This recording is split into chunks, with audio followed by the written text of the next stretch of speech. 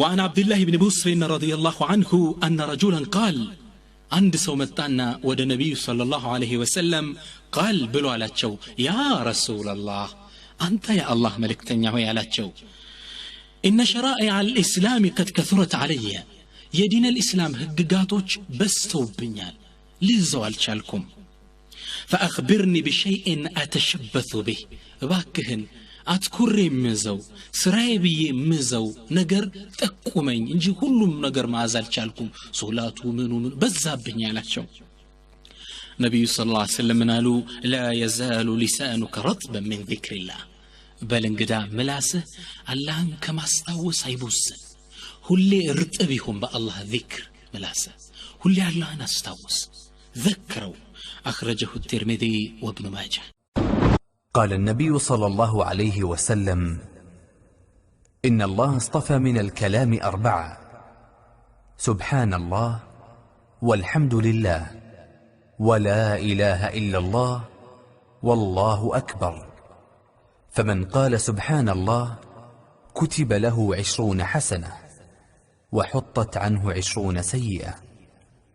ومن قال الله أكبر فمثل ذلك ومن قال الحمد لله رب العالمين من قبل نفسه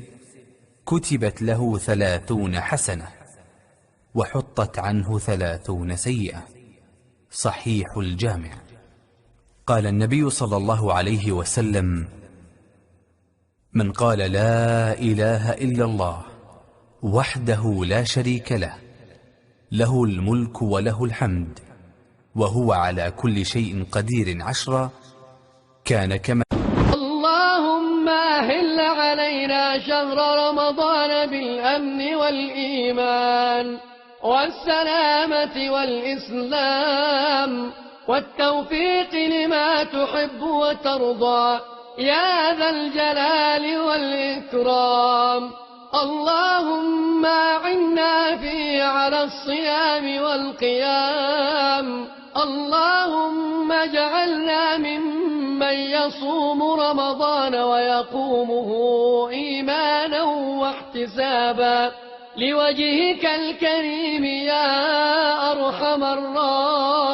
الراحمين اللهم سلمنا لرمضان وسلمه لنا وتسلمه منا متقبلا وجعلنا فيه من الفائزين يا رب العالمين.